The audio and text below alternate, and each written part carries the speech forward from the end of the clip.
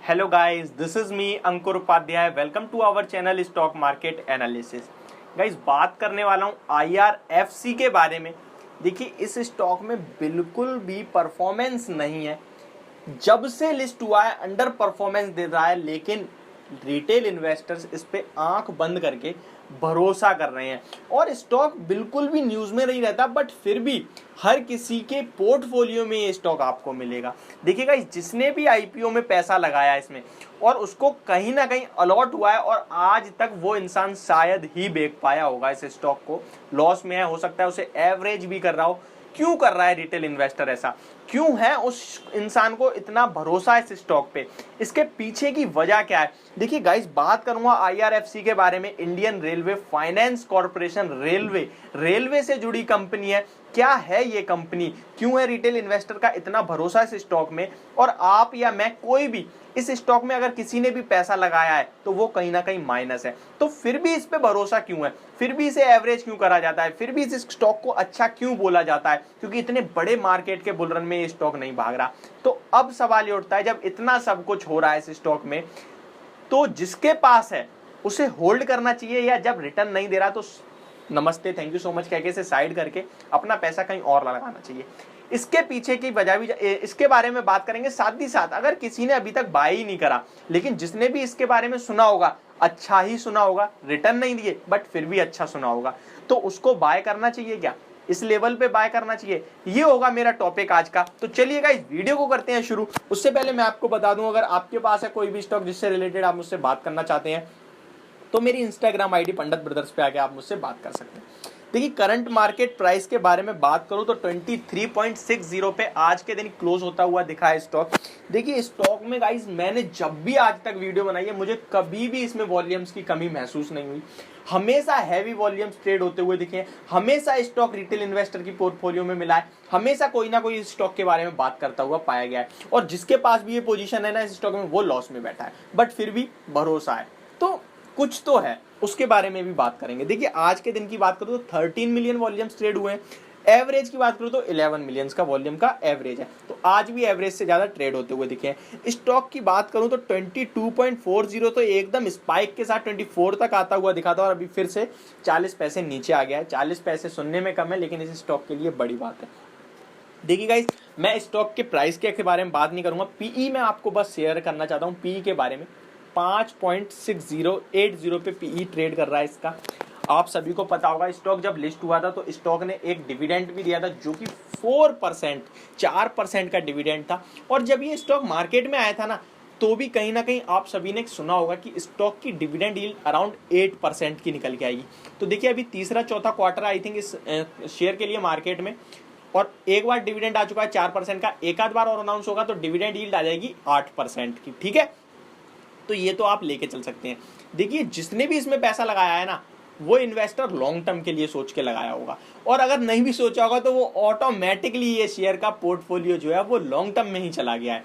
तो देखिए, अभी मैं आपसे कहना चाहता हूँ, स्टॉक पे भरोसा क्यों है इन्वेस्टर्स का, और इतना पैसा लगा है फिर भी माइनस में है स्टॉक, फिर भी पब्लिक नहीं बेच रही है, तारीफ ही करती है हमेशा स्टॉक के बारे में, ऐसा क्यों?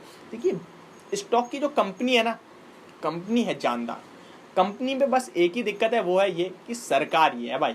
सरकारी कंपनी हमारे इंडियन स्टॉक मार्केट में परफॉर्म करती ही नहीं है, बस आपको डिविडेंड देंगी टाइम टू टाइम। और जहां तक मुझे लगता है ना, इस स्टॉक में आईपीओ वाली पब्लिक फंसी है, और आईपीओ में सबको कितना, एक एक दो दो लॉट मिले होंगे, और वो कितना, मतलब 15-30 हजार रुपये बस आपका लगा हुआ है। तो अभी आपको इतना टाइम हो गया, तो अब आप उसे शायद ही वॉच भी नहीं करते होंगे, तो इसको आप अपने वहां लॉन्ग टर्म के लिए छोड़ दीजिए। देखिएगा, स्टॉक के बारे में आपने कभी बुराई नहीं सुनी होगी। कंपनी बहुत शानदार है, 30,000 करोड़ से बड़ा मार्केट कैप है, फाइनेंसिंग का काम है रेलवे को। मेरे हिसाब से ये स्टॉक आज परफॉर्म नहीं कर रहा। ऊपर से एक ना परफॉर्म करने की वजह ये भी लोग कहते हैं कि ओवरहैंग है प्रमोटर्स की होल्डिंग का, अभी बहुत ज़्यादा है, वो सेल ऑफ होगी तो उसके बाद गिरेगा स्टॉक।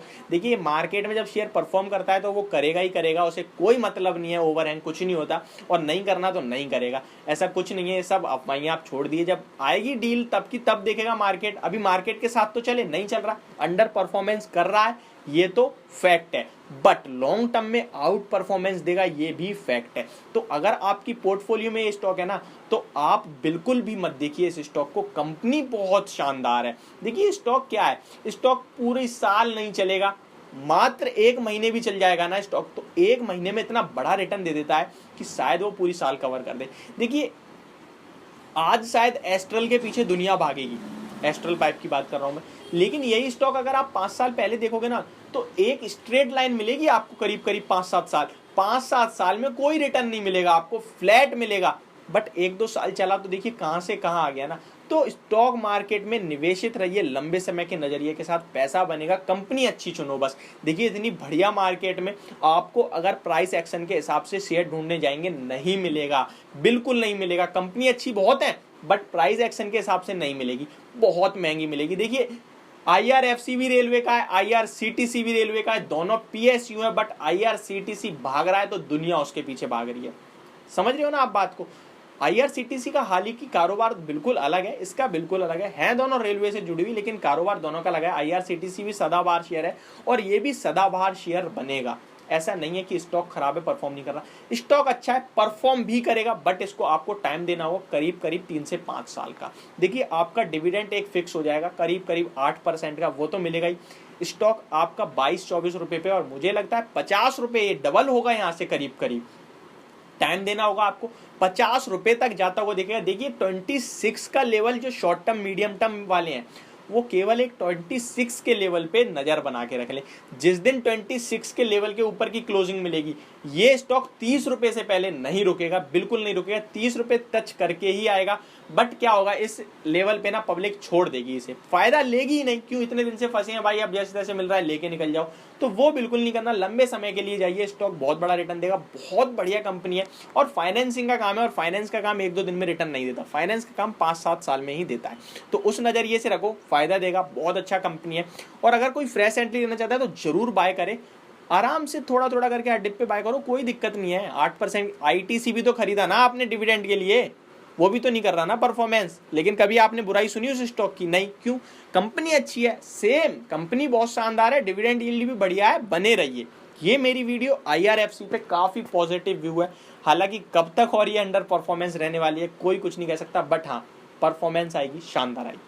तो thank you so much for watching this video, have a good day and have a good